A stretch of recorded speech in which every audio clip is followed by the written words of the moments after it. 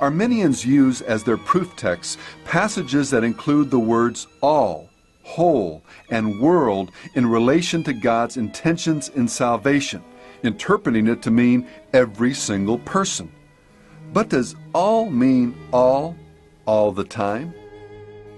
The Bible uses these universal terms, but many people don't understand it's not merely the biblical use of terms like this, but in all language, in all of English language, it is constantly done that people use universal terms when they don't mean a universal fact that they're talking about.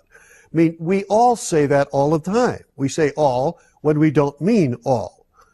For example, the Bible says, a decree went out from Caesar Augustus that all the world should be taxed. No, it didn't. You're either going to have to realize that that is figurative language, or you're going to have to say the Bible is in error. How much were the people in the Yucatan Peninsula taxed? How about the Chinese? How much taxes do they pay to Caesar? Did a decree go out from Caesar Augustus that all the world should be taxed?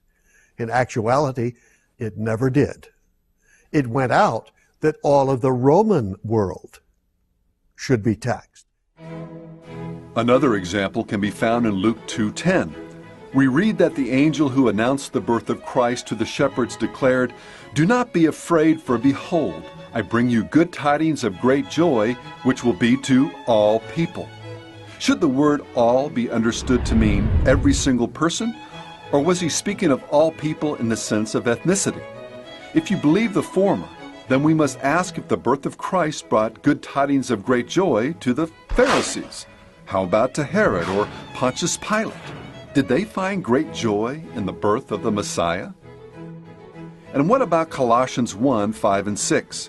Paul declares that by 54 AD, the truth of the gospel had gone out into all the world. Did Paul literally mean that the gospel had been carried to the Americas or Australia? Of course not. Geography wasn't what he was speaking about. And the same is true for John 12:19. The Pharisees therefore said among themselves, "You see that you are accomplishing nothing. Look, the world has gone after him." We all say all of the time when we don't mean it. No, we don't. Some people never say all. They speak Chinese. You don't say all of the time, either when you mean it or when you don't mean it. There's some time that you sleep. There's some time that you eat. There's some time when you say other things. You really don't say all of the time, do you?